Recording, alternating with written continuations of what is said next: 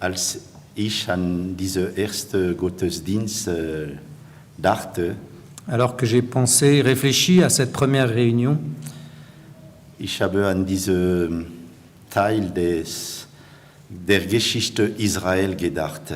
j'ai pensé à une partie, un passage de l'histoire d'Israël. Und ich werde ein paar Verse aus 2. Könige lesen.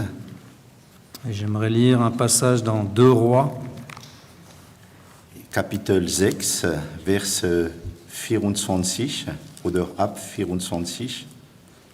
et un verset qui se trouve au verset 24 du chapitre 6 de 2 Rois. Danach begab es sich, dass Ben-Hadad, der König von Aram, sein ganzes Heer versammelte und heraufzog und Samaria belagerte. Donc 2 Rois 6, verset 24. Quelque temps plus tard, Ben-Hadad, le roi de Syrie, mobilisa toute son armée.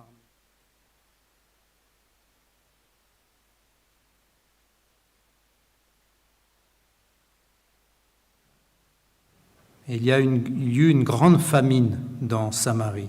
Eine große Hungersnot in Samaria. Une grande famine à Samarie. Vers 26. Verset 26. Und als der König von Israel auf der Mauer einherging, schrie ihm eine Frau an und sprach: Hilf mir, mein Herr und König. Verset 26. Un jour, le roi d'Israël passait sur le rempart. Une femme lui cria: Viens à mon secours, mon seigneur le roi. Vers 28. Und der König sprach zu ihr: Was ist dir? Sie sprach: Diese Frau da sprach zu mir: Gib deinem Sohn her, dass wir ihn heute essen. Morgen wollen wir meinem Sohn essen. Verset 28. Pourtant le roi ajouta: Qu'est-ce qui t'arrive? Elle répondit: Cette femme-là m'a proposé: Donne ton fils, nous le mangerons aujourd'hui, et demain ce sera le tour du mien.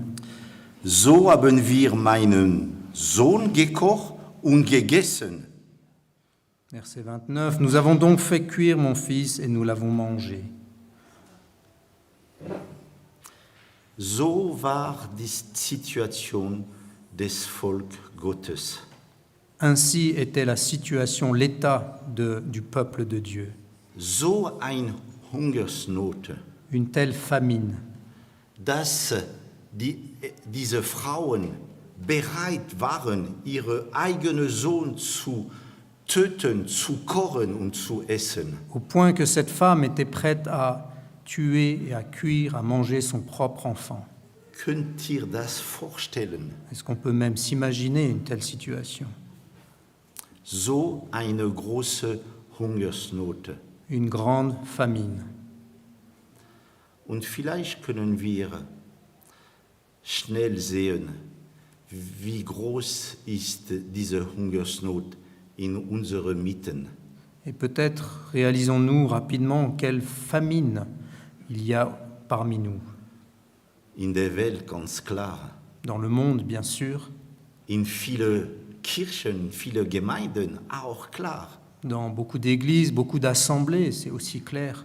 Und vielleicht in unserer eigenen Familie, Et peut-être même dans nos propres familles, sogar in mein eigenes Leben. et peut-être même dans ma propre vie. So schlimm war die Situation von Israel. C'est ainsi qu'était la situation parmi le peuple d'Israël, aussi mauvaise. Und ich würde jetzt in Kapitel 7 noch etwas lesen. J'aimerais encore lire quelque chose dans le chapitre 7. Elisa, ab Vers 1. À partir du verset 1er du chapitre 7. Elisa aber sprach: Hör des Herrn Worte. So spricht der Herr: Morgen diese Zeit wird ein Maß feinste Mehl, ein Sieber Silberstück gelten und 2 Maß Gerste ein Silberstück im Tor von Samaria. Au verset 1er, Élisée répondit, « Écoutez ce que dit l'Éternel. Voici ce qu'il déclare.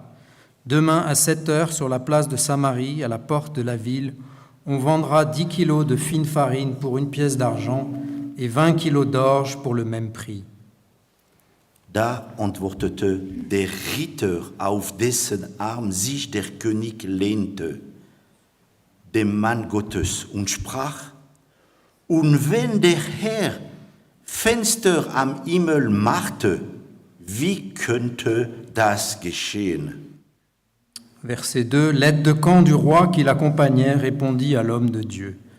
Même si l'Éternel perçait des trous dans le ciel, comment pareille chose pourrait-elle se réaliser? Und Elisee sprach, siehe, mit deinen Augen wirst du es sehen, doch du wirst nicht davon essen.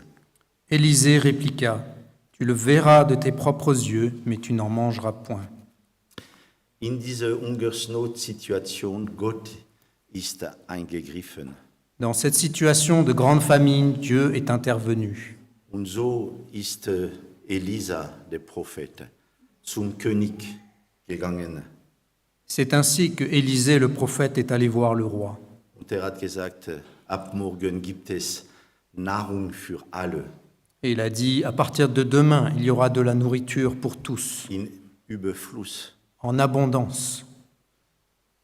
Und da ist der Ritter da und sagt, wenn Gott Fenster in Himmel machte, so etwas kann nicht geschehen. Et l'aide de camp a réagi en disant, même si l'Éternel perçait des fenêtres dans le ciel, comment est-ce possible? Und in der Tatsache, es gab Leute, die von diesem Überfluss genommen haben.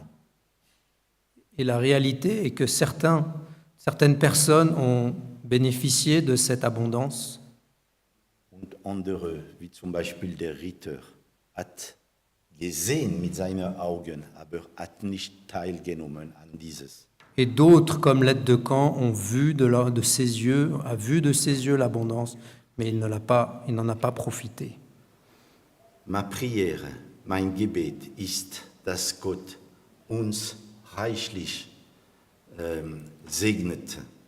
Et ma prière est que Dieu puisse nous bénir richement Und dass wir dieses in Überfluss bekommen. et que nous puissions la recevoir avec abondance. Weil Gott ist immer der gleiche. Parce que Dieu est le même, toujours le même. Was in die Vergangenheit gemacht hat, Ce qu'il a fait dans le passé, kann heute noch machen. il peut encore le faire aujourd'hui. Was in Südafrika zum Beispiel macht, seit bald 60 Jahren, kann heute in Europa noch machen. Et ce qu'il fait depuis maintenant presque 60 ans en Afrique du Sud, il peut encore le faire en Europe ici. Vielleicht sagst du, ich habe Durst, ich habe Hunger. Peut-être que tu dis, j'ai soif, j'ai faim. Möge Gott durch diese Tage deine Durst und dein Hunger stillen. Que le Seigneur, durant ces jours, puisse répondre et apaiser ta faim et ta soif. Wir danken euch, liebe Geschwister auf der Mission Kwasizabantu Südafrika, dass ihr Zeit genommen habt, uns zu besuchen und Gottes Gedanken uns mitteilen. Et nous vous remercions, vous, frères et sœurs d'Afrique du Sud, pour le temps que vous prenez pour venir nous visiter et partager ce qu'il y a sur votre cœur. Möge Gott euch segnen. Que le Seigneur puisse vous bénir. Ich lade meine beiden Brüder zu kommen. Moi, ça sera aussi une bénédiction pour d'autres. Donc moi, je suis né, j'ai grandi dans une famille chrétienne. Ma mère était active dans l'assemblée dans laquelle nous allions.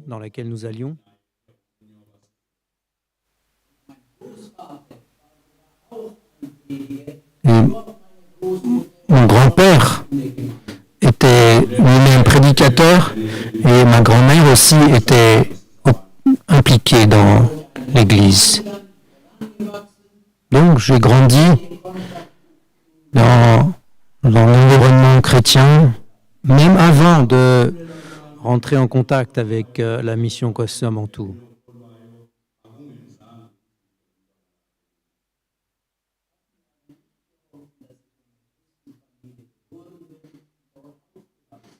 Mais cela ne m'a pas aidé, ou ça n'a pas changé pour ma vie, le fait d'être né dans une famille chrétienne, d'avoir grandi. J'avais besoin de rencontrer personnellement, moi-même, le Seigneur Jésus.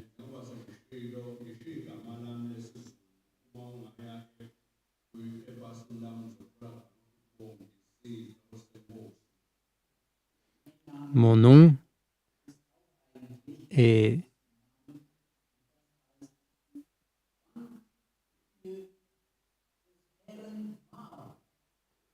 remercie le Seigneur.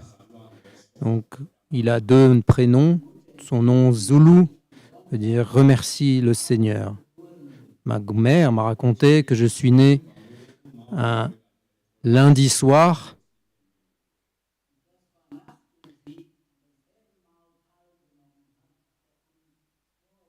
et c'était le lendemain de ce que mes parents avaient pris la Sainte Seine, donc au cours du dimanche, la veille. Et alors le prédicateur, le pasteur de l'église est venu après ma naissance et il a dit à mes parents, vous devez remercier le Seigneur pour le repas, pour la Sainte Seine d'hier. Et donc c'est ainsi que mes parents m'ont nommé remercie le Seigneur pour le repas, pour la Seine. Mais même en ayant un nom tel, cela n'a pas empêché le fait qu'il fallait que je rencontre moi-même personnellement le Seigneur. Que tu sois né, dans quelques circonstances que tu sois né, cela n'a pas d'importance. Tu as besoin de prendre part et de rencontrer personnellement le Seigneur. Donc j'ai grandi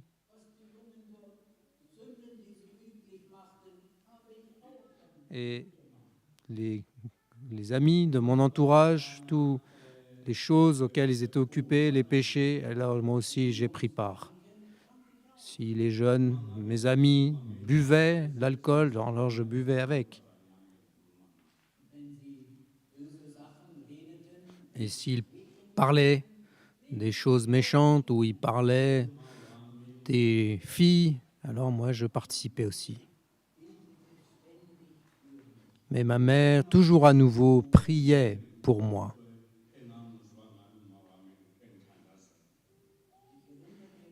Et je me souviens encore le jour où j'ai entendu un soir ma mère prier pour moi.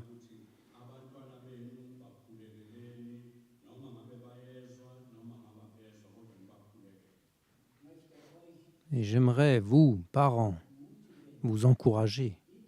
Priez pour vos enfants. Qu'ils l'acceptent ou pas, continuez à prier pour eux. Et c'était environ presque minuit ce soir-là.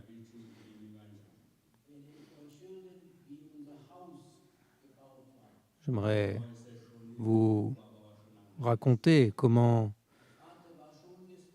était la famille. Mon père était déjà décédé, il est mort en 1968.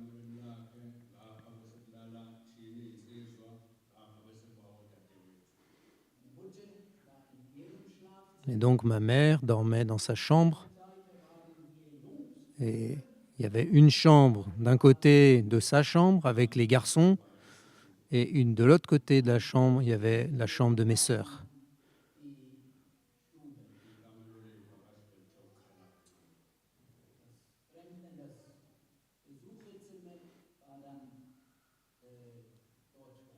Et donc, il y avait de l'autre côté aussi une pièce qui était le salon, on pourrait dire, où la maison, nous n'avions pas de plafond. Je ne sais pas comment c'était, mais nous, les garçons, nous étions 5 garçons, nous dormions dans la chambre. Et tout d'un coup, je me suis réveillé. Et j'étais bien réveillé.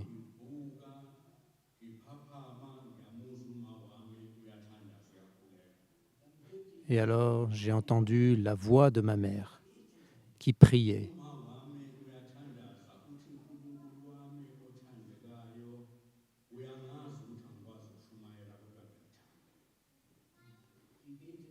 Et elle priait en disant « Oh Seigneur, je ne prêche pas, mais je t'aime, Seigneur. Et voici les enfants que tu m'as confiés, que tu m'as donnés. »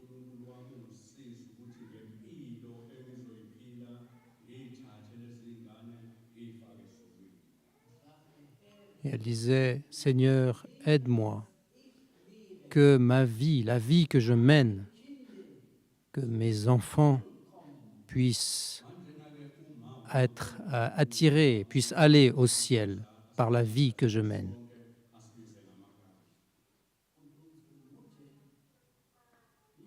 Et ma mère, notre mère, priait, et elle a commencé à prier pour chacun de ses enfants. Donc moi, je suis le 3e enfant de la fratrie.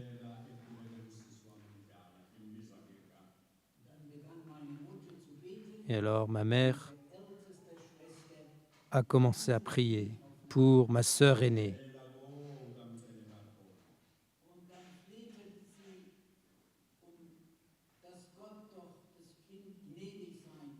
Et elle a prié en disant « Seigneur, veuille faire grâce et compassion de ma fille aînée. » Et ensuite, elle a commencé à prier pour mon frère aîné. Et au bout d'un moment, elle a commencé à citer et à prier pour moi. Elle a cité mon nom.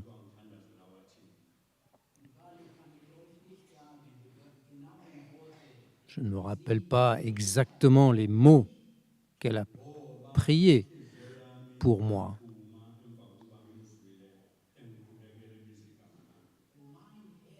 Mais en entendant cela, mon cœur s'est brisé quand je l'ai entendu qu'elle priait pour moi, pour mon nom.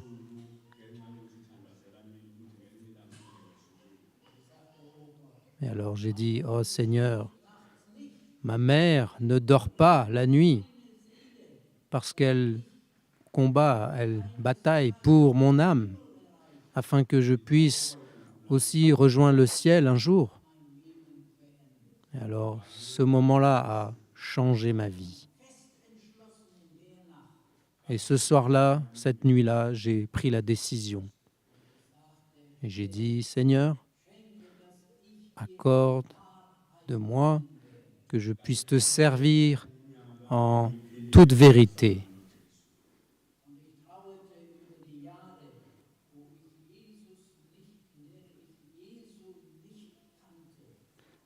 Et j'ai regretté les années où je n'avais pas servi, je n'avais pas aimé le Seigneur.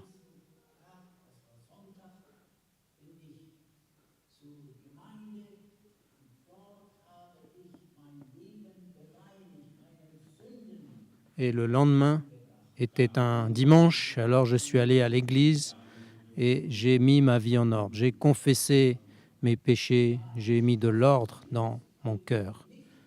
Et j'ai pris la décision en disant, je ne veux pas simplement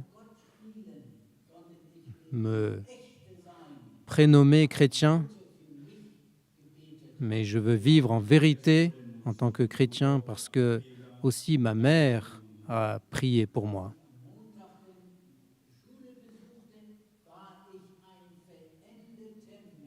Et le lundi, quand je suis retourné à l'école, j'étais une autre personne. Et mes amis m'ont alors posé la question, ils m'ont dit « Mais qu'est-ce qui t'est arrivé? Qu'est-ce qui se passe avec toi ?» Et alors, j'avais à ce moment-là une occasion merveilleuse de témoigner et de partager ce que le Seigneur Jésus avait fait dans mon cœur.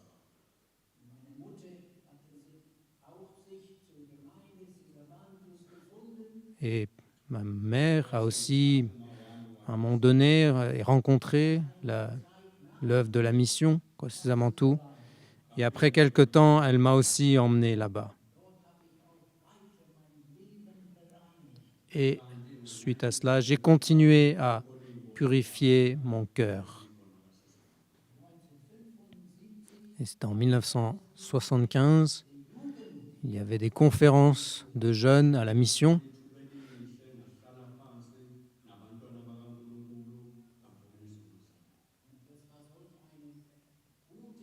Et c'était une occasion merveilleuse de mettre ma vie en ordre et de renoncer au péché.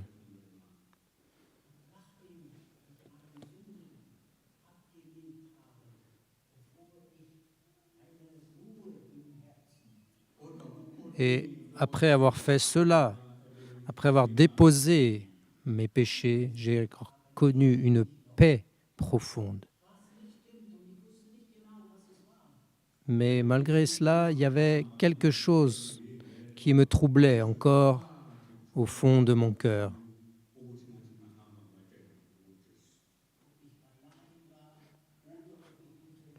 Si j'étais en chemin,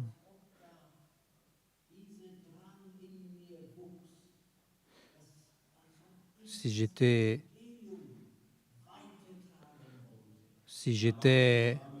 tout seul ou que j'étais en chemin, il y avait quelque chose au fond de mon cœur, le désir de partager, de raconter ce que le Seigneur Jésus avait fait pour moi.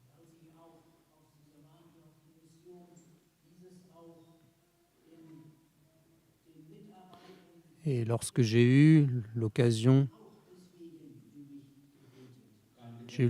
de partager ce qu'il y avait dans mon cœur à des coéquipiers, ils ont pu prier aussi par rapport à cela.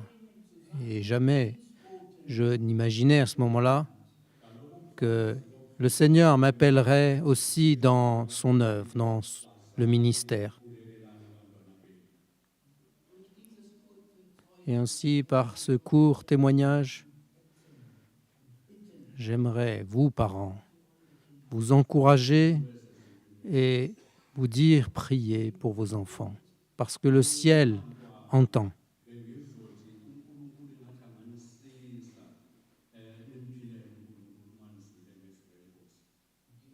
Et vous, enfants, que vous puissiez répondre au Seigneur et vivre pour lui.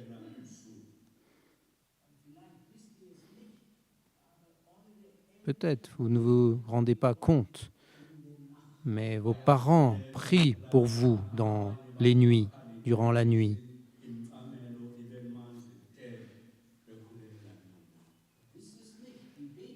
Peut-être vous ne réalisez pas, mais ils prient, et peut-être même ils prient avec des larmes, au point que le coussin est mouillé des larmes.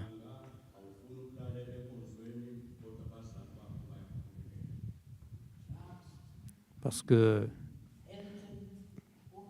tu es désobéissant, parce que tu poses problème,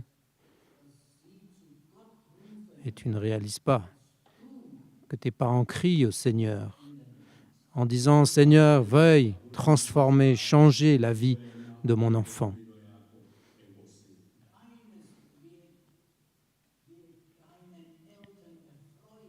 Et un jour, tes parents se réjouiront le jour où tu vas donner ta vie au Seigneur.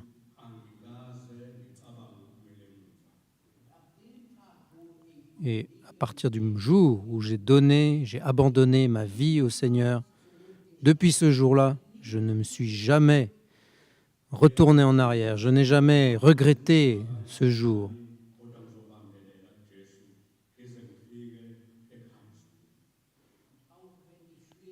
Et même quand je suis face à l'opposition, face aux difficultés, alors je m'accroche au Seigneur Jésus en disant « Seigneur, je veux te rester fidèle jusqu'à la fin. » Et c'est ce pourquoi ma mère avait prié.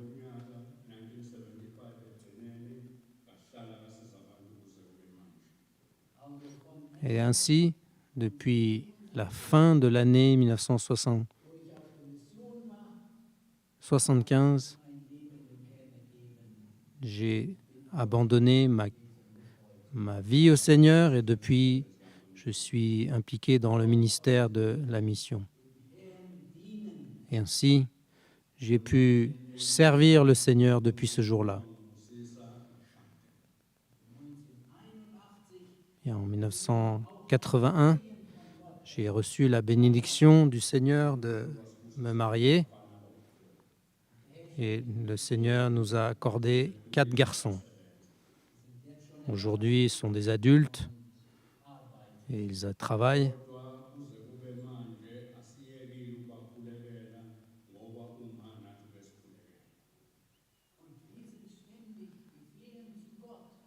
Mais nous nous réfugions dans le Seigneur, nous prions pour nos enfants, comme ma mère a prié pour moi.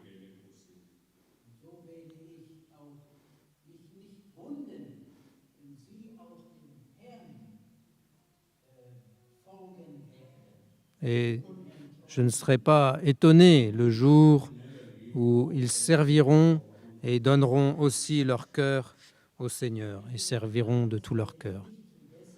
Et une chose que je ne peux oublier, ce que oncle Erlo, le pasteur Stegen, a fait le jour de mon mariage.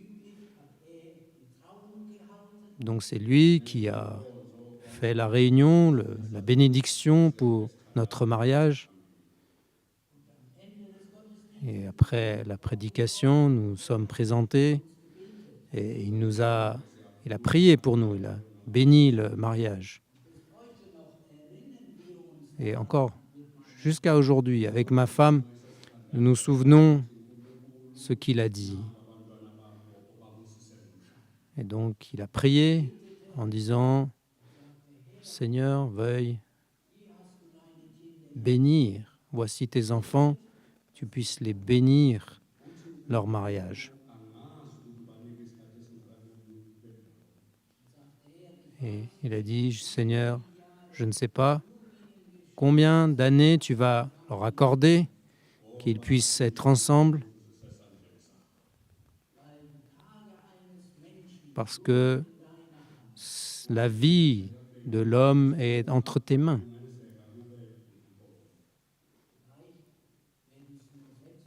Peut-être sera-ce 6 mois, 1 an,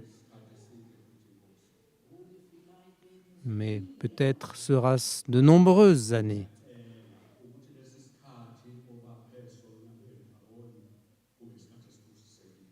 Mais Seigneur, je te prie une chose.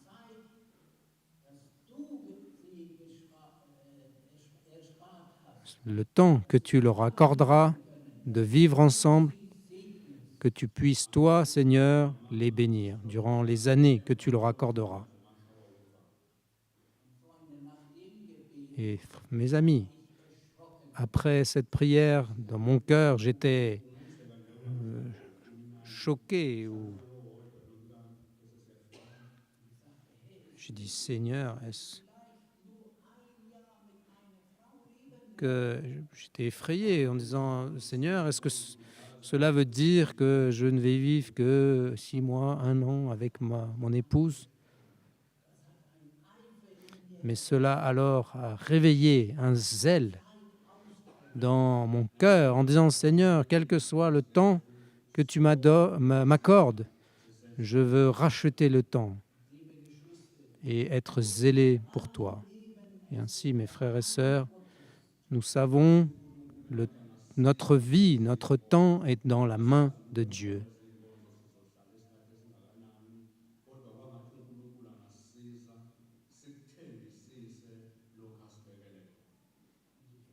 Et je souhaite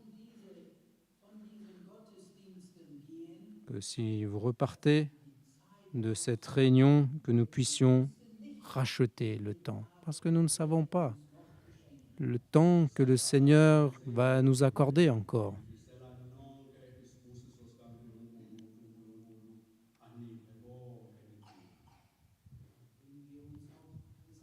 Et si nous nous rassemblons au début de ces séries de réunions, que le Seigneur puisse être présent et puisse nous bénir. J'aimerais lire une parole dans la Bible, dans l'Évangile de Matthieu, chapitre 14, à partir du verset 22. Matthieu 14, verset 22.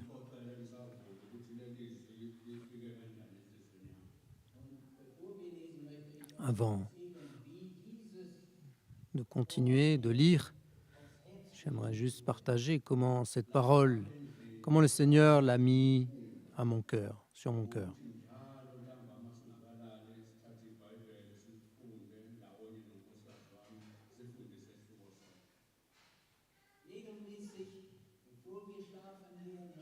Souvent, avant de nous coucher, avec mon épouse, nous ouvrons la Bible et avant de nous coucher, nous lisons un chapitre de la Bible. Et c'est un temps béni que nous avons ensemble.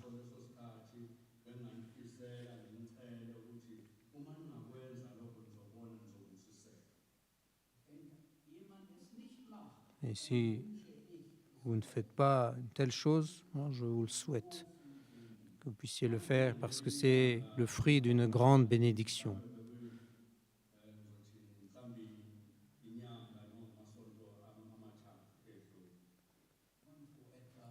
Et il y a environ 3-4 semaines avant de nous endormir, mon épouse m'a lu ce passage.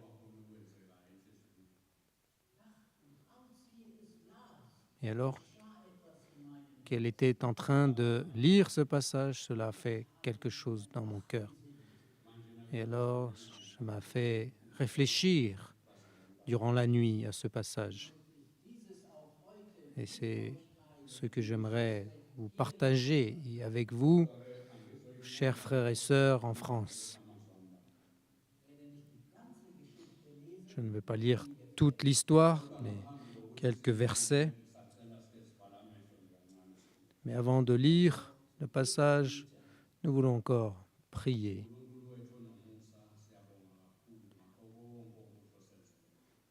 Seigneur, nous te remercions, Dieu compatissant, pour tout ce que tu as fait pour nous, toutes les bontés que tu as répandues sur nous. Et je te prie, Seigneur, veuille, s'il te plaît, nous faire grâce, être présent dans cette réunion.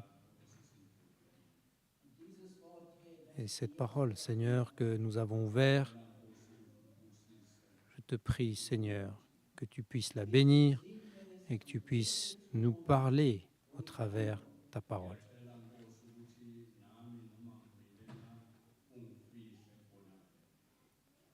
Seigneur, que tu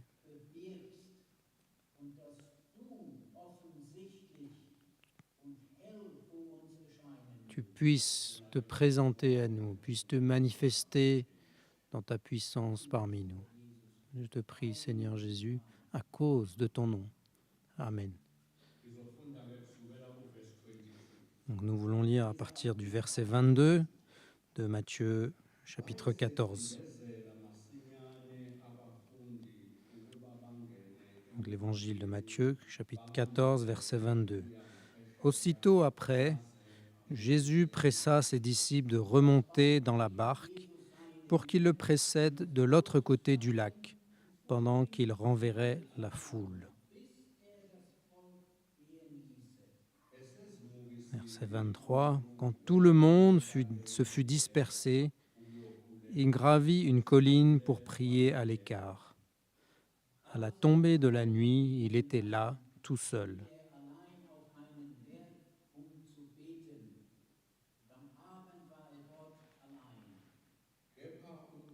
Verset 24. Pendant ce temps, à plusieurs centaines de mètres au large, la barque luttait péniblement contre les vagues, car le vent était contraire.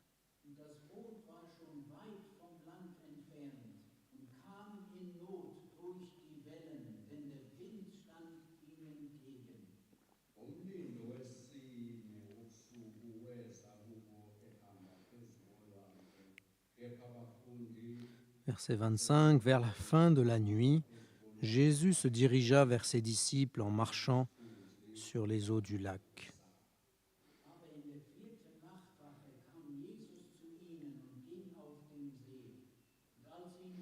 Verset 26. Quand ils le virent marcher sur l'eau, les disciples furent pris de panique. « C'est un fantôme », dirent-ils, et ils se mirent à pousser des cris de frayeur.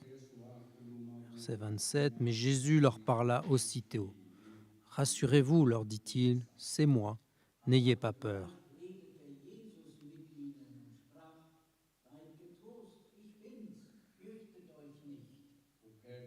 Verset 28. Alors Pierre lui dit, « Si c'est bien toi, Seigneur, ordonne-moi de venir te rejoindre sur l'eau. »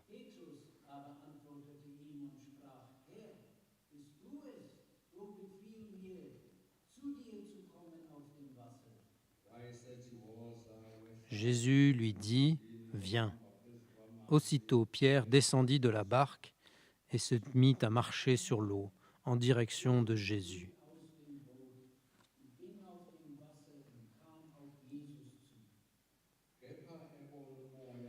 Verset 30. Mais quand Pierre remarqua combien le vent soufflait fort, il prit peur. Et comme il commençait à s'enfoncer, il s'écria, « Au secours, Seigneur !» En allemand, il dit, « Viens à mon aide, Seigneur !»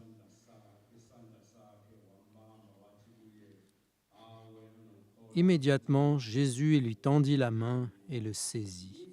« Ta foi est bien faible, lui dit-il. Pourquoi as-tu douté ?»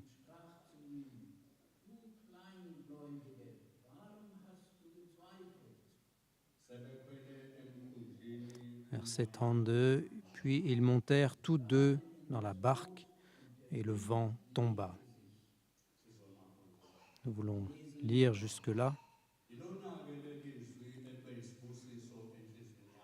Cette histoire a été une grande bénédiction pour mon cœur.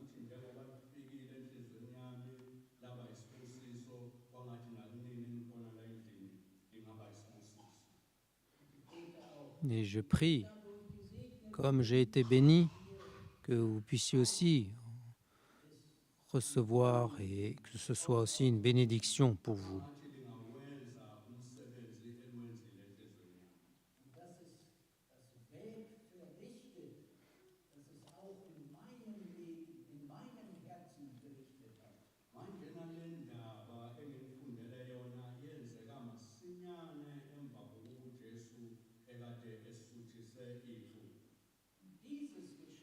Et ce que cette histoire a fait dans mon cœur, c'est ma prière que cela puisse aussi avoir effet dans votre cœur. Donc cette histoire se passe à l'époque après que Jésus ait donné à manger à une foule de plus de 5000 hommes.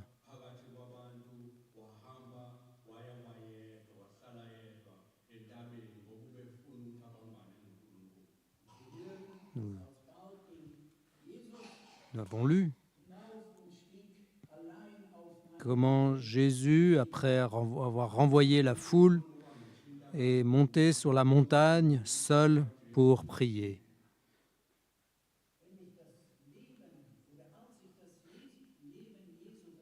Quand je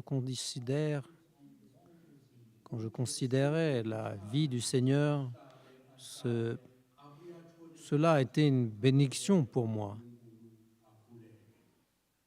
de voir que Jésus a pris du temps pour prier, pour parler, prier avec son Père.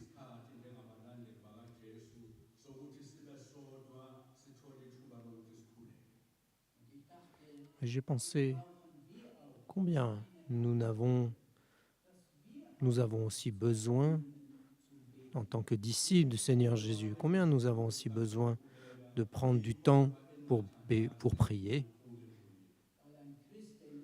Un chrétien qui ne prie pas, qui ne prend pas le temps pour prier, alors il ne peut pas grandir spirituellement.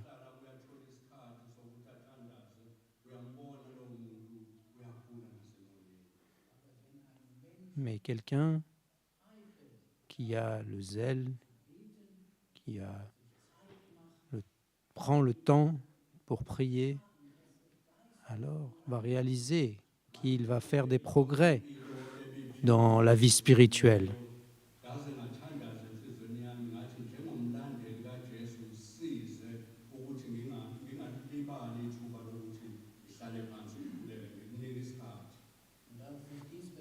Quand j'ai considéré cela, je me suis dit, est-ce que, en tant que disciples de Jésus-Christ, est-ce que nous ne voulons pas faire l'effort de prendre le temps pour prier? Nous lisons que Jésus a renvoyé ses disciples. Il dit, il pressa ses disciples de remonter dans la barque. Et une fois qu'ils étaient partis, il a gravi la colline pour prier à l'écart.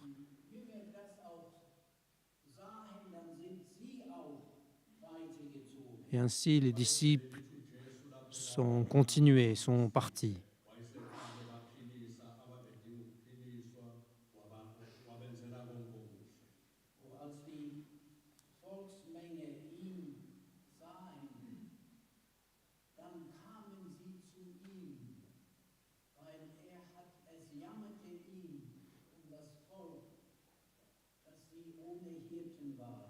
Mais auparavant,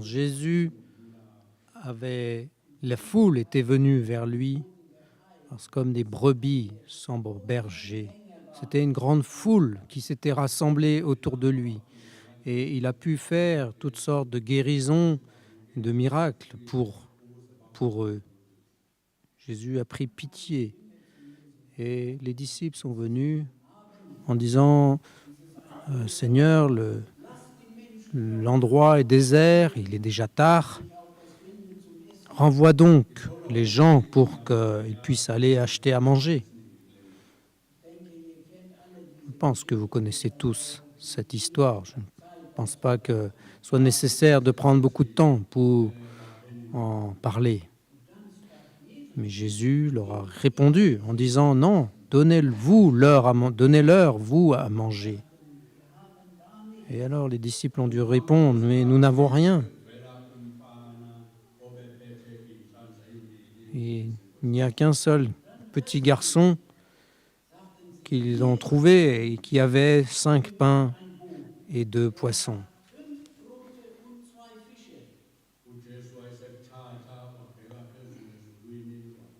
Et Jésus a pris cela, a élevé et a prié en bénissant cette nourriture. Il partagea les pains, donna les morceaux aux disciples qui les distribuèrent à la foule.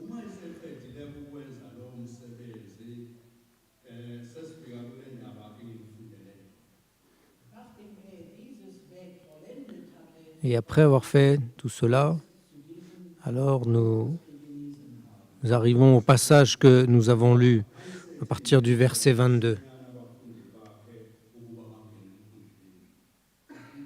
Et nous avons lu comment Jésus a pressé ses disciples à monter dans la barque. Et si on lit ce verset 22,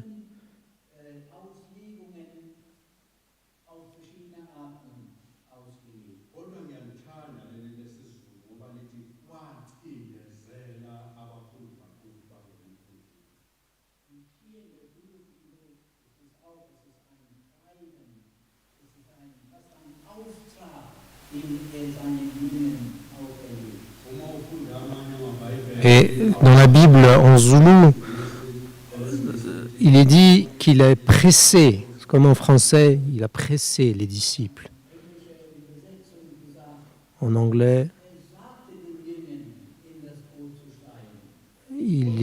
dans une version anglaise, il est dit il les a invités à monter dans la barque. Mais en zoulou, et aussi dans la langue swazi, dans la Bible, et j'aime bien comment c'est traduit, comme c'est rendu, que je ne sais pas comment dans d'autres traductions, mais comment dans la traduction zoulou, il est dit qu'il a pressé, qu'il a encouragé. Donc, laissez-moi le partager ou commenter la manière dont c'est rendu en zoulou.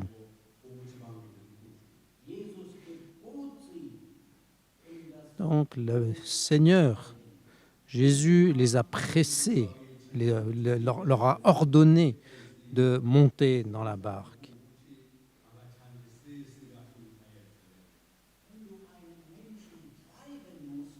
Quand tu dois presser, quand tu dois pousser quelqu'un, est-ce parce que la personne n'est pas très disposée à faire ce qu'on demande? Donc on est obligé de la presser, l'encourager. Et alors je me suis posé la question, pourquoi est-ce que Jésus a dû presser ses disciples à monter dans la barque? Qu'est-ce qui les a retenus? Pourquoi étaient-ils hésitants? Était-ce à cause du doute?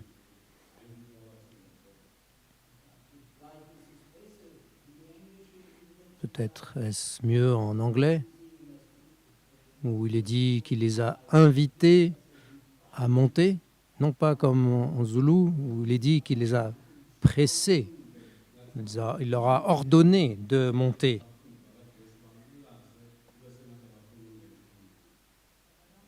Mais alors je me suis posé la question, est-ce possible que les disciples doutaient peut-être?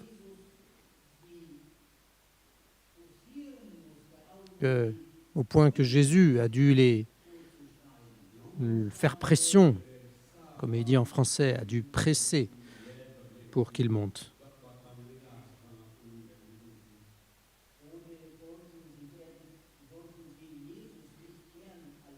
Peut-être les disciples ne voulaient pas laisser le Seigneur Jésus tout seul. Peut-être avait-il un doute qui était éveillé, qui est monté dans leur cœur.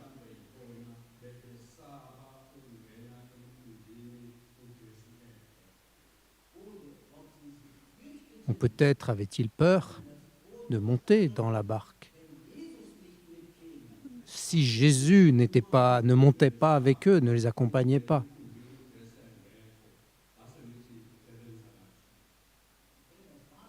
Ou si c'était effectivement la raison pour laquelle Jésus a dû les presser, est-ce que parce que Jésus ne les accompagnait pas, alors c'était une bonne chose?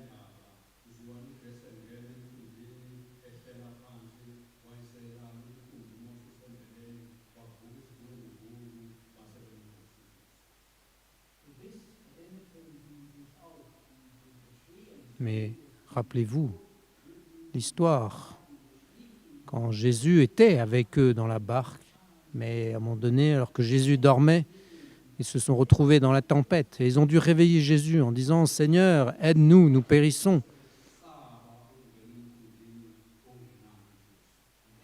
Peut-être, il est possible qu'ils avaient peur de monter dans la barque, dans le bateau, sans que Jésus soit avec eux.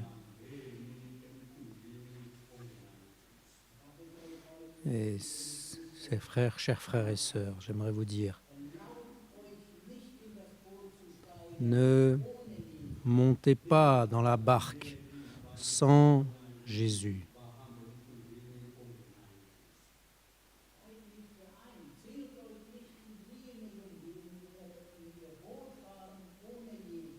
Ne montez pas dans la barque sans vous assurer que Jésus vous accompagne. Alors, examinez si Jésus est avec vous dans la barque ou pas. Peut-être vas-tu avec tes enfants. Alors, assure-toi que Jésus est toujours avec toi dans la barque. Parce qu'à ce moment-là, tu auras la bénédiction du Seigneur continuellement dans ta vie. Même lorsque tu prends la voiture, invite le Seigneur à t'accompagner en permanence.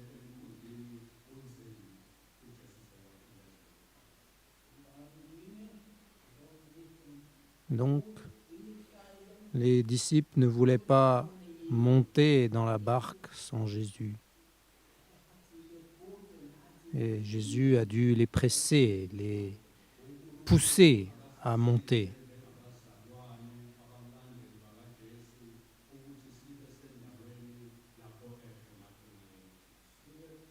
Que le Seigneur puisse nous aider, nous, chrétiens, afin que nous puissions être là où Jésus-Christ est, là où il se trouve. Cela m'a rappelé Moïse, comment nous lisons son histoire dans l'Ancien Testament.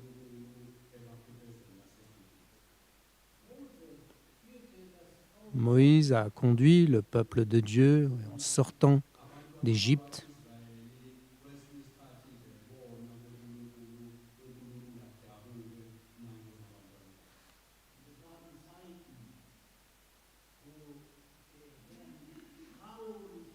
Et c'était un temps où le Seigneur était triste en voyant l'état de son peuple en Égypte.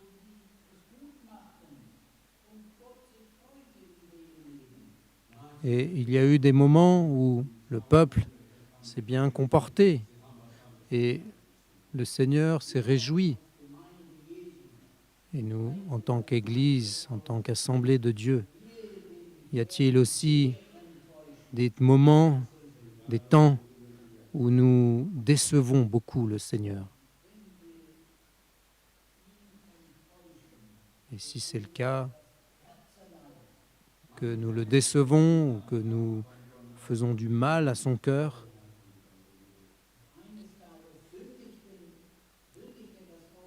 et ainsi, le peuple de Dieu, à un moment donné, a péché contre Dieu.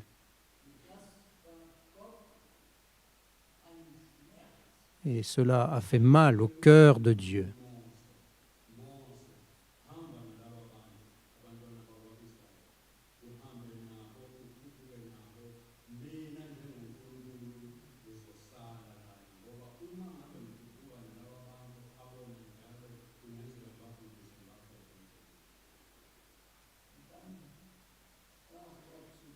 Et Dieu a alors parlé à Moïse. Et il lui a dit, « Va, toi, continue à mener le peuple et continue tout seul. Parce que si je dois continuer avec vous, alors il y a une grande possibilité que je détruise, que j'extermine le peuple. comment on est saisi par les paroles que Moïse a alors exprimées en disant « Seigneur, si tu ne viens pas avec nous, alors nous n'arriverons pas au but, nous n'y arriverons pas sans toi.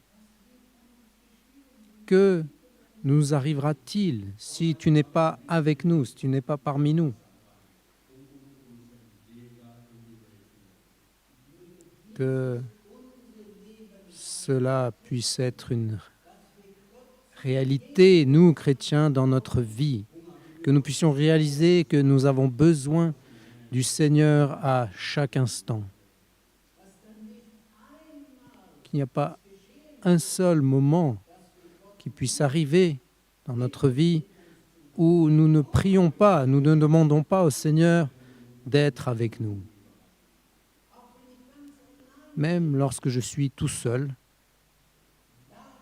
que je puisse l'inviter, que je puisse prier, implorer le Seigneur qu'il soit avec nous. Alors, tu vas expérimenter que tu peux être un chrétien, oui, mais un chrétien différent.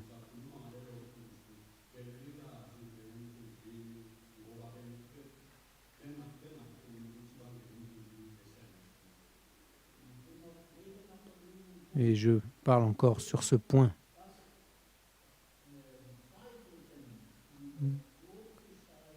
Nous voyons que les disciples avaient un doute ou n'avaient pas désir de monter dans la barque sans Jésus.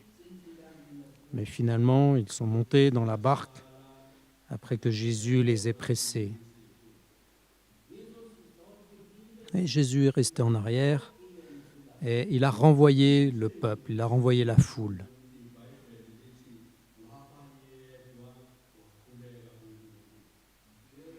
Et voyons comment, après avoir laissé renvoyer le peuple, il est dit qu'il est resté seul pour prier et s'adresser à son Père là sur la colline, sur la montagne.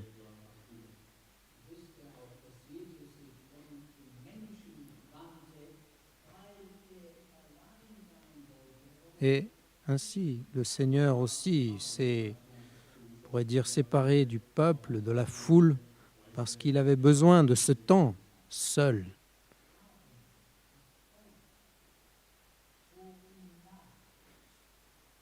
Mais voyons aussi dans d'autres passages où, quand le Seigneur désirait être seul, mais la foule l'a suivi. Et à cause du besoin qu'ils avaient. Et le Seigneur a répondu à leurs besoins et a guéri les malades. Mais le Seigneur avait quand même ce désir dans son cœur, toujours à nouveau, de prendre du temps seul avec son Père. Et donc, il est dit qu'il est resté seul sur la colline pour prier.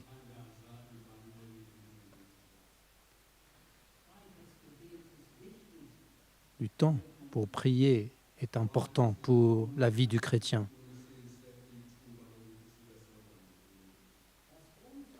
Alors que nous aussi, nous puissions prendre le temps, passer du temps seul avec Dieu, avec le Seigneur.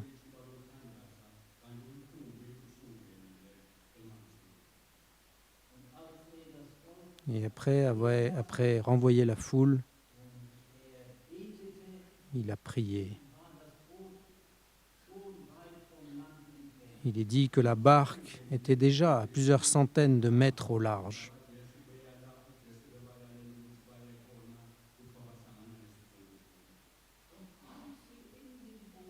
Et alors que les disciples étaient dans la barque, en chemin vers le lieu que Jésus leur avait donné, nous avons lu comment le vent s'est levé, et le vent était contraire.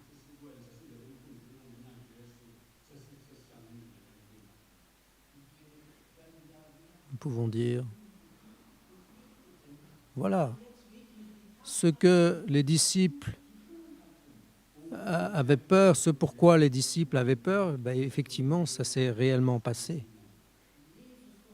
Si Jésus avait été avec nous, alors nous ne serions pas dans cette tempête, dans ce besoin. Jésus pourrait calmer la tempête. Mais Jésus était resté seul, il n'était pas avec eux. Ainsi, les disciples étaient en avance sur le Seigneur et ils ont fait face au vent. Ils se sont retrouvés dans le besoin, dans la détresse au milieu de la nuit.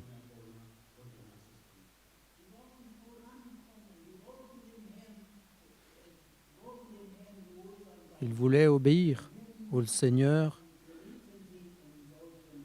mais ils se retrouvent dans ce besoin, dans cette situation.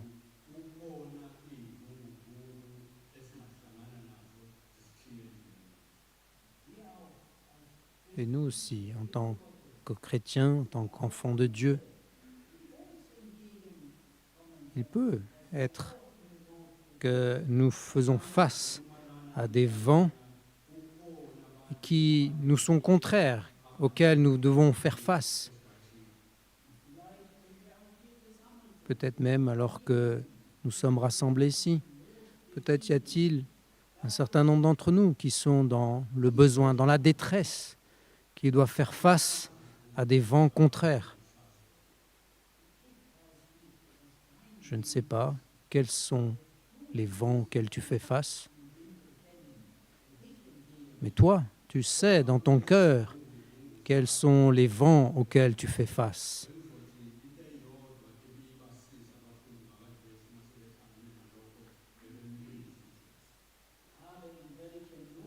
Et quel que soit le besoin, la détresse dans laquelle tu te retrouves, prends exemple sur les disciples. Appelle au Seigneur. Jésus peut se lever et apaiser la tempête, calmer le vent. Peut-être ton besoin, ta détresse. Et sont les personnes avec lesquelles tu vis. Peut-être est-ce même les chrétiens, les autres chrétiens avec lesquels tu es dans l'assemblée. Peut-être est-ce tes collègues de travail dans ton lieu de travail.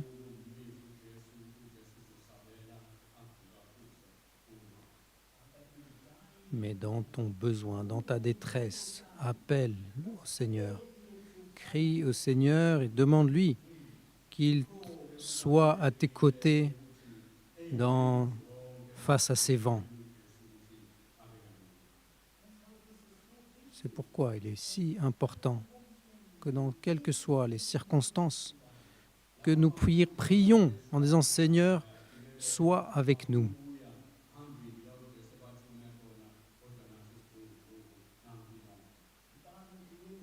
Là, nous voyons les disciples qui ont obéi au Seigneur,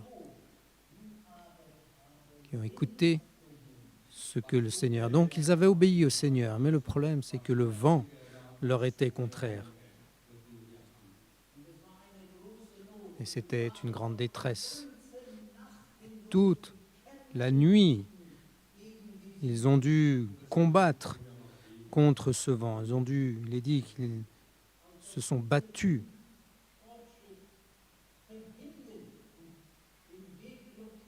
Parce que ce vent bloquait leur progression, ces vents bloquaient leur chemin.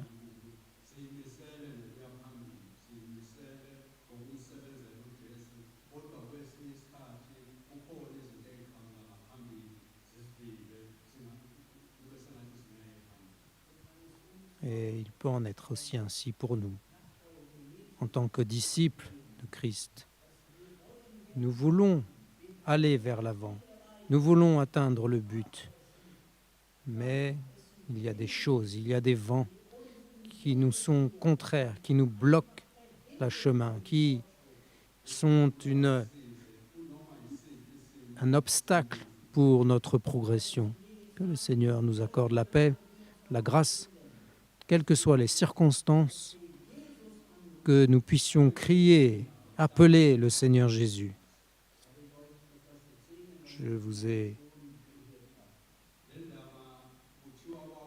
Je vais raconter quelque chose ce dont j'ai déjà parlé dans le passé.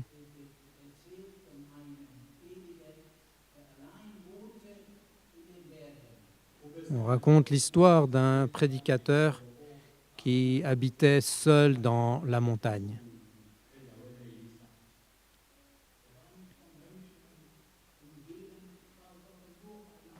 Il n'était entouré de personne, mais il habitait seul au sommet d'une montagne.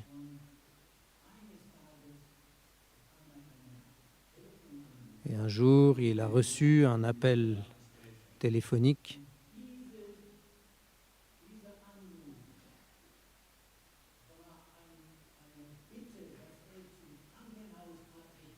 Et cet appel était de la part de quelqu'un qui l'invitait à venir faire une visite à l'hôpital.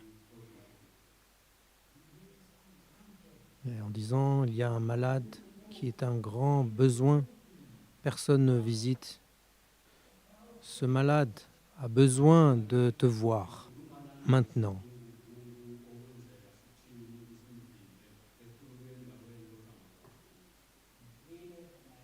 Je parle de ces vents, de ces tempêtes qui peuvent parfois dans notre vie nous être contraires et nous empêcher d'avancer vers le but.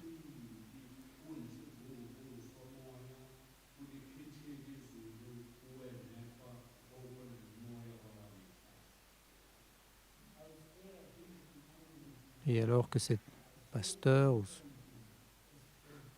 recevait cet appel, il neigeait à ce moment-là, il pleuvait, et donc de la pluie et de la neige mélangeaient. Et donc il était dans des circonstances difficiles.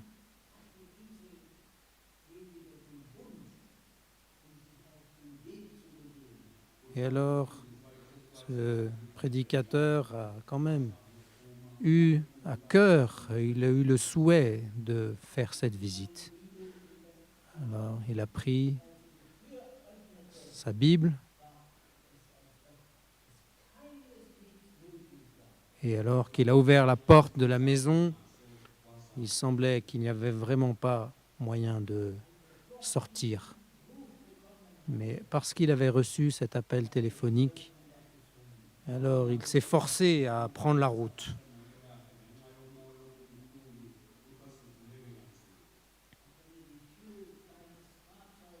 Et alors qu'il a ouvert la porte de sa voiture, c'est comme si le vent allait arracher la porte.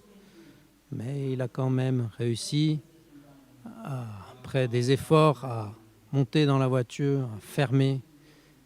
Et ainsi, il a pris la route pour aller rendre visite à ce malade à l'hôpital.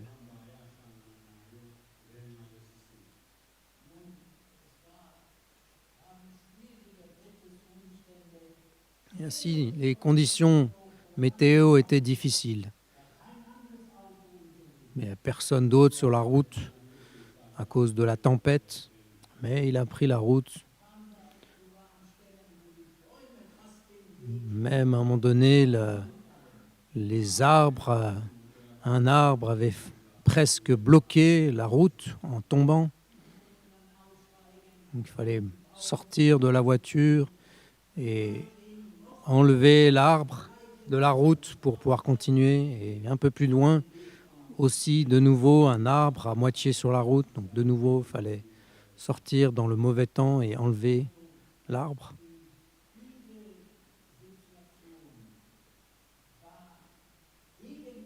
Et ainsi, ces circonstances étaient contre lui.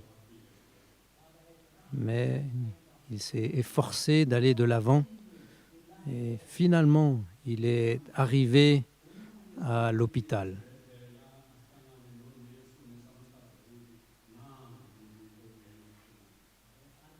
En arrivant à l'hôpital, l'infirmière lui a indiqué où était la chambre de celui qui voulait le voir. Alors le prédicateur est arrivé auprès de l'homme. Il lui a dit, comment est-ce que je peux te venir en aide? Et alors cet homme malade a dit, oh pasteur, priez pour moi.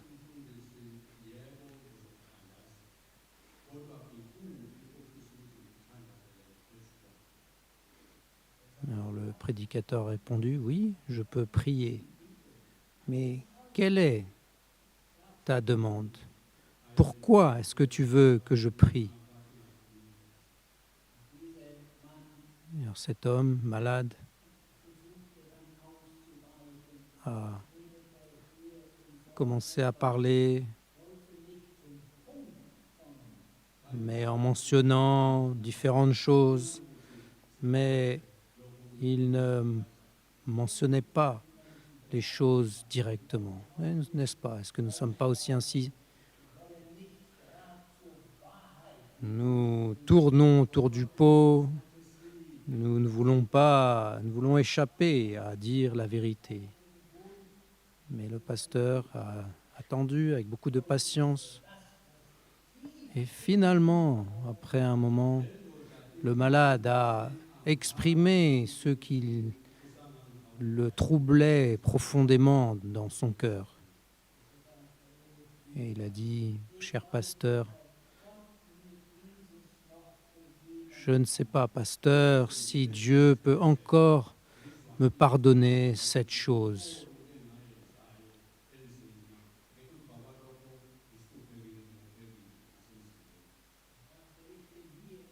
Je suis là dans l'hôpital et je suis là parce que quelque chose m'oppresse.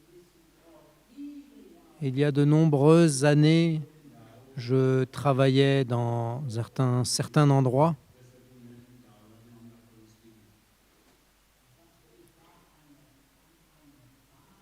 et je travaillais à un croisement de chemin de fer. Et c'était là où j'avais été assigné, où on m'avait demandé de travailler.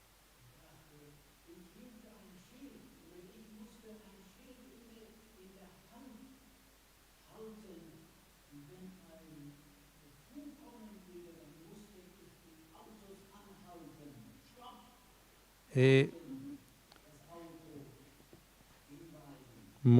ma tâche à laquelle on m'avait demandé, on m'avait assigné, était d'arrêter le trafic. Donc, j'avais un panneau et donc je devais signaler aux véhicules lorsqu'ils devaient s'arrêter parce qu'un train arrive et mettre la lumière verte quand il n'y avait pas de train. Mais un jour, donc il y a nombreuses années, je suis arrivé au travail, j'étais saoul. Si parmi nous, encore aime l'alcool et qui est encore oppressé par l'alcool, l'alcool est quelque chose de terrible. Parce qu'à travers de cela, on fait bien des choses mauvaises, on fait bien des fautes, des erreurs à cause de cet alcool.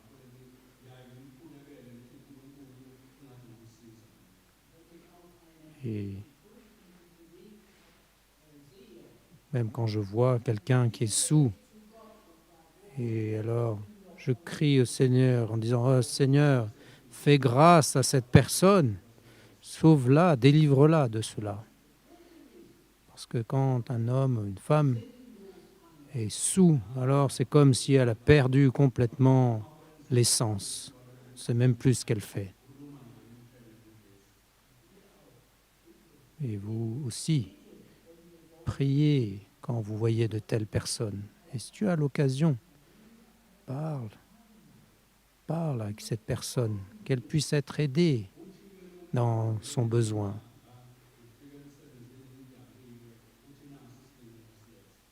Et donc, cet homme a continué à raconter au pasteur en disant, alors que j'étais sous à mon travail, et à un moment donné, j'ai entendu le train arriver, mais au même moment, une voiture est arrivée.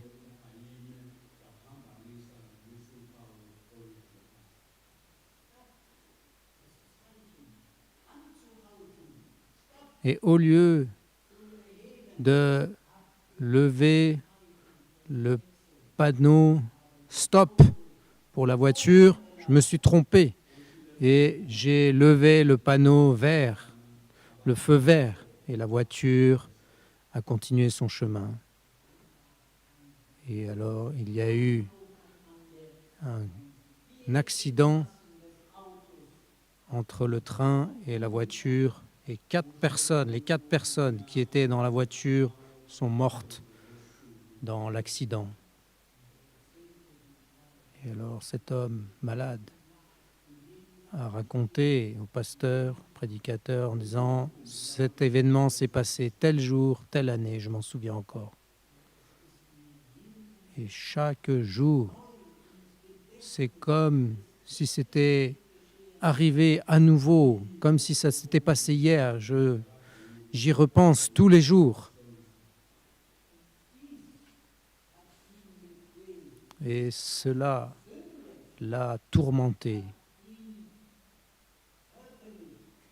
Et au point même que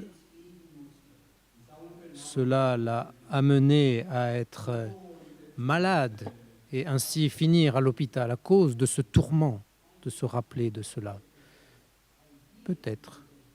Est-ce qu'aussi pour toi, peut-être quelque chose, peut-être es-tu malade à cause de quelque chose qui s'est passé dans le passé, quelque chose qui te tourmente, que tu n'arrives pas à oublier.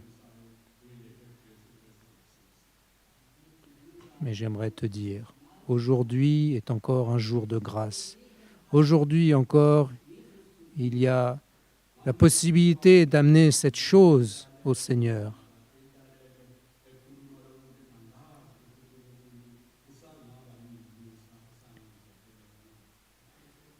Et ainsi, quand le pasteur a entendu cette histoire, comment cet homme a raconté, en disant « Je ne sais pas si le Seigneur peut encore me pardonner une telle chose. » Alors le pasteur s'est d'abord tu pendant un moment.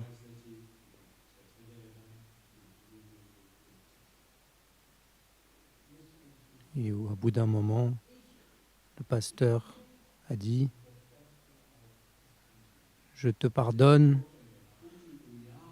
et que le Seigneur puisse aussi te pardonner. » Et alors,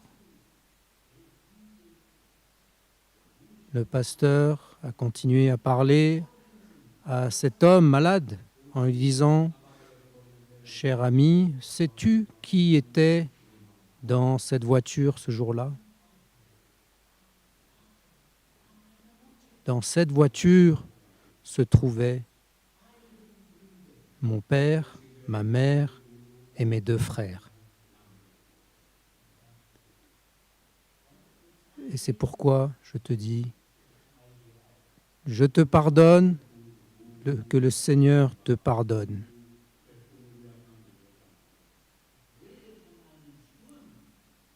Ainsi, par cela, cette histoire, je veux illustrer comment une tempête peut se présenter à nous. Nous voyons comment tout d'un coup les tempêtes s'est levée. Pour ce pasteur, c'était une tempête que de pardonner à cet homme une telle chose. Mais il est resté ferme, il a tenu pour traverser cette tempête.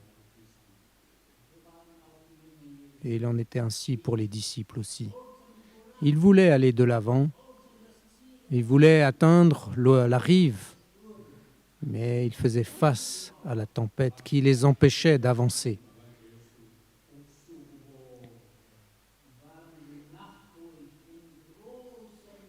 Et ils étaient dans un grand besoin, dans une grande détresse.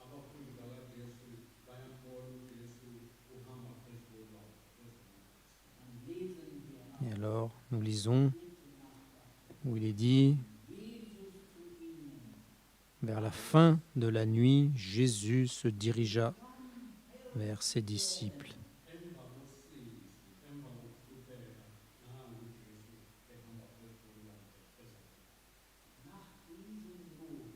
Dans ce besoin, dans cette expérience difficile, tout à coup le Seigneur apparaît sur les eaux, il marche sur les eaux.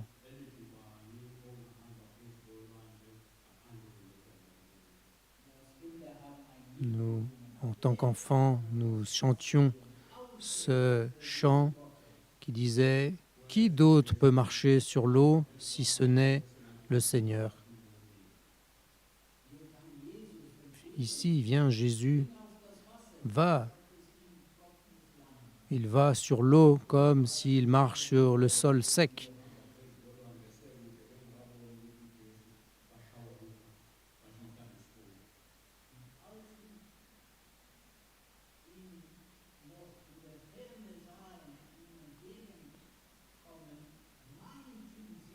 Et alors que Jésus était encore en train de se diriger vers eux, nous avons lu comment les disciples ont cru qu'il s'agissait d'un fantôme. Mais quand Jésus s'est présenté à eux en disant « Rassurez-vous, n'ayez pas peur, c'est moi ».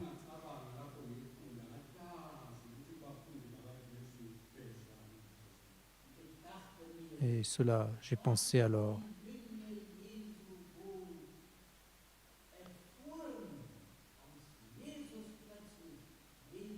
qu'est-ce que les disciples ont dû expérimenter en entendant la voix du Seigneur. Après tant de combats, de luttes contre le vent, et en ayant lutté toutes ces heures, tout d'un coup d'entendre le Seigneur leur dire « Rassurez-vous ».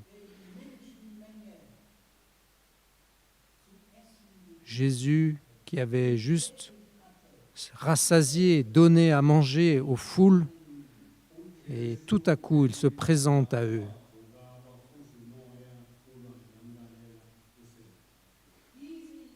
Ce Jésus qui un jour précédemment avait apaisé la tempête, et tout à coup il se présente à eux à nouveau.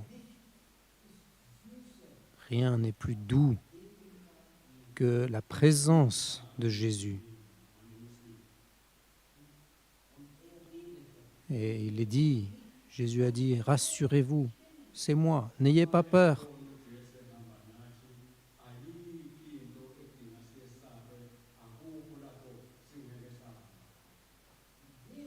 Quand Jésus est avec nous,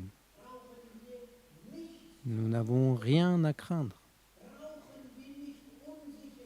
Nous n'avons pas besoin de ne pas être sûrs, d'être hésitants.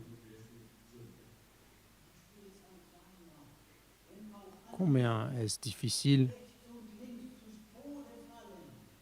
lorsque nous voyons d'autres tomber à droite, à gauche, mais combien nous devons être rassurés en sachant que le Seigneur est avec nous. Et lorsque Pierre lui a dit « Si c'est bien toi, Seigneur, alors ordonne de venir te rejoindre sur l'eau. » Jésus lui a répondu à Pierre en lui disant « Viens ».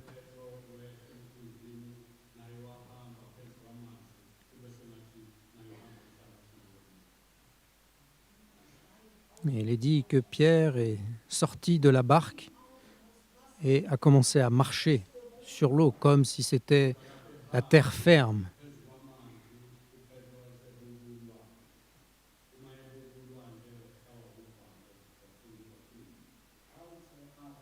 Mais quand Pierre remarqua combien le vent soufflait fort, il prit peur et commençait à s'enfoncer.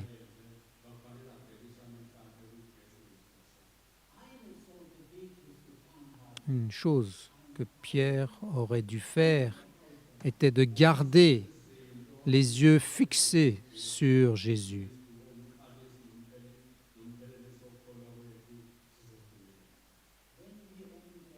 Si nous détournons les yeux, non, si nous gardons les yeux sur Jésus, qui est le début et la fin, qui est celui qui commence notre foi, alors nous ne craignons rien. Mais si nous détournons les yeux, si nous commençons à regarder la mer, si nous regardons la tempête, les vagues, alors nous n'arriverons à rien.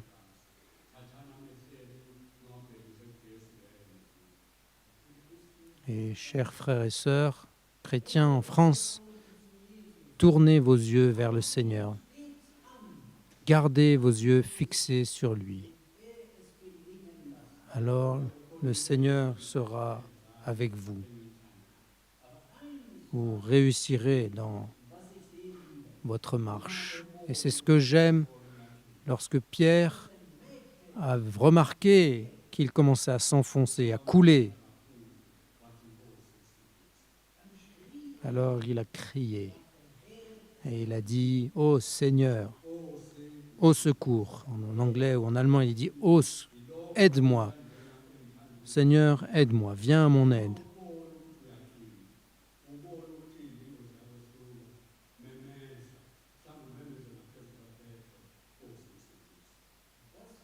Et c'est ce que je souhaite vous partager, chers frères et sœurs.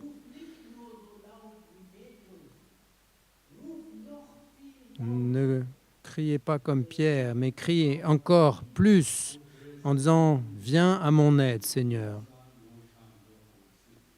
Et le Seigneur est plein d'amour, il est plein de grâce, il peut sauver.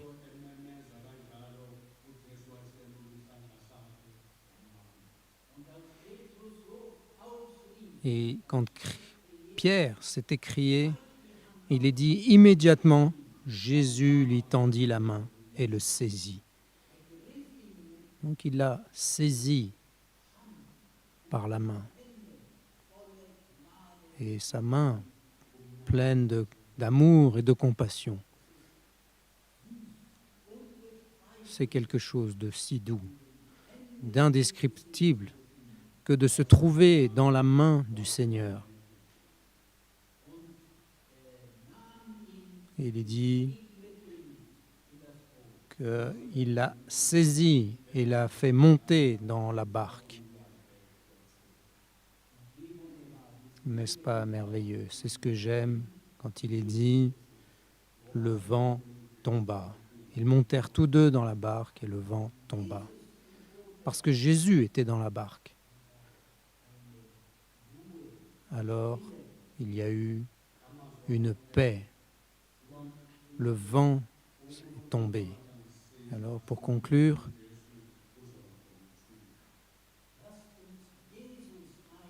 que nous puissions inviter le Seigneur Jésus dans nos circonstances. Et alors, il nous accordera la paix.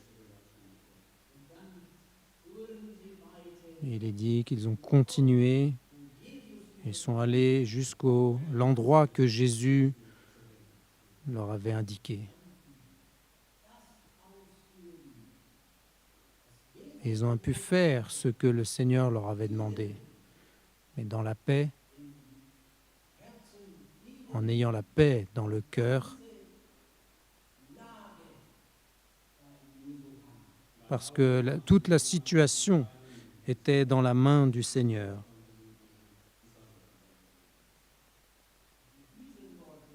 avec ces paroles, je vous souhaite, vous tous, voilà la parole que je vous souhaite.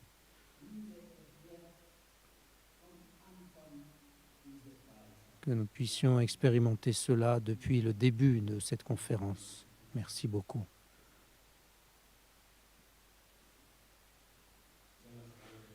Nous voulons fermer les yeux et prier ensemble.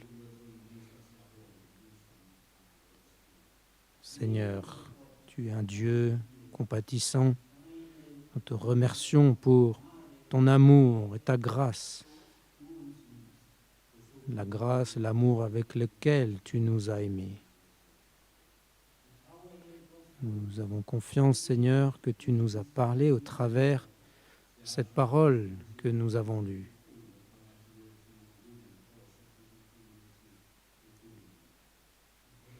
Seigneur, nous avons le désir que tu puisses nous parler au travers de ta parole. Seigneur, ne veux-tu pas accomplir ton œuvre dans nos vies?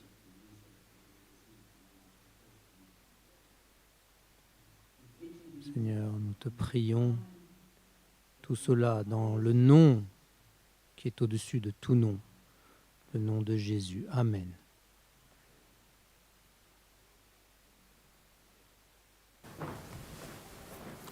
Vielen Dank für das Wort. Merci beaucoup pour la parole. Und möge, dass wir nicht nur Hörer, sondern Täter. Et que nous puissions ne pas être seulement des auditeurs, mais que nous mettions en pratique. Weil der beste Predigt, wenn wir das nicht erleben, hat keinen Sinn. Mais parce qu'une prédication qui n'est pas mise en pratique n'a aucun sens.